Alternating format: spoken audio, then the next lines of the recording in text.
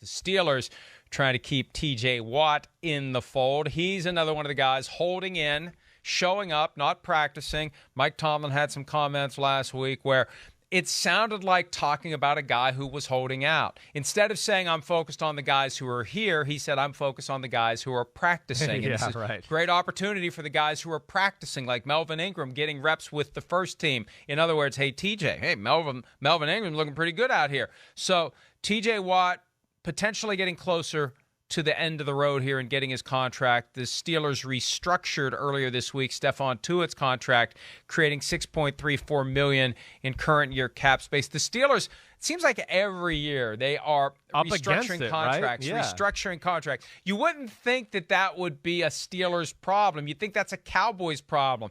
But every year they're scrambling to create cap space, kicking the can into future years, and then we get to the next year and they kick a different can or the same can even farther. But that should give them enough, that extra 6.34, to get to the point where they can come up with something that will kick the can of a lot of the cap charges for T.J. Watt in the future years as well. Right. But make him happy, make him feel like he's properly compensated, and keep him in Pittsburgh. But, at some point, just like we said with Jamal Adams and the other guys who are holding in, at some point it's got to end and the guys got to practice and play. And you got to figure Mike Tomlin's starting to get a little impatient as he gets fewer than 4 weeks away from the start of his season in Buffalo. I mean, definitely. He's got to be. I mean, first off, it's the Steelers' defense. It's Blitzburg. It's all about guys coming off the edge. And T.J. Watt is, like, without a doubt, I mean, I don't know. Not without a doubt. He's without a doubt the best pass rusher on their football team, but without a doubt one of the 3 or 4 or 5 best pass rushers in the game right now. And, of course, that's an important part. I look at it a lot like the Jamal Adams thing here again. Just go, like, I mean, this has got to get done. It's going to get done. I think, to me, the thing I'm most interested in is, with T.J. Watt, leading the NFL in sacks last year, the attitude, he's a professional, going to do all those type of things. But what kind of money is he asking for? That to me, is the real big thing. Again, he's going to get more than the Fred Warner, Darius Leonards of the world. He's an edge pass rusher. Are they going to go as high as, Joey Bosa and that type of stuff? That's where I'm just a little interested. I think something gets done. There's no doubt about that. But I'm just interested in the number that T.J. Watt's kind of looking for here as, being one of the best pass rushers in the game. That Bosa deal, I know, is a little crazy. Created a lot of problems. Yes, $27 million per year in new money. It contributed to Danielle Hunter's discontent in Minnesota. Right. And I don't know how long it's going to take for that high watermark to be passed by someone else. I don't think the Steelers are going to be paying T.J. Watt $27 million per year. I don't think they could. I guess they could find a way to get to that average if they really backload it. There are all sorts of games you can play.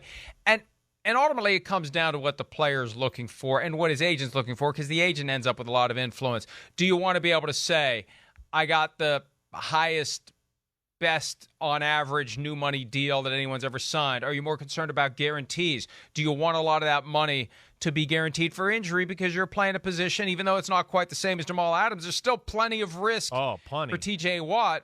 So I think guarantees, and specifically injury guarantees, would mean more than being able to say, hey, I got the highest average in history at the position. So it's a challenge. That Joey Bosa contract, and with Nick Bosa in San Francisco and his rookie deal's up this year, and if he stays healthy all season, the 49ers are going to be staring at that next year. But that $27 million per year has been a problem, I think, for plenty of teams. And why I bring it up is because T.J. Watt has played, one less year of football and has more sacks than Joey Bosa. So, him and his camp got to be looking at it going, wait, he's 27. I've outperformed him. I don't know. I just wonder where that is. Now, I don't look at him as being like a greedy guy that's going to necessarily be like, I got to be the highest paid or anything like that. He would give you the side eye right now. He probably would. He'd be like, a sleep number mattress. Shut up with my money. But that to me is what, again, I don't doubt that this gets done. I'm interested to see the number that comes out. Where are we at, with Myles Garrett? Myles Garrett's where? $25 million a year. Khalil Mack's at $23 million a year. Maybe they look at the Khalil Mack to go, wait, that's kind of what you are. You're an outside linebacker / defensive end. You do that. You're not a true defensive end, and maybe that's the common ground. But that's certainly the thing I'm going to be, interested to see that number and where it goes.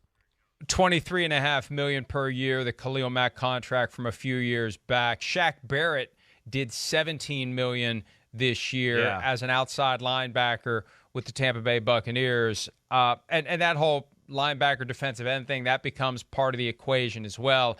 But, the Joey Bosa $27 million, I think, is a complicating factor for plenty of the contracts that are being done and will be done in the future. And you could argue.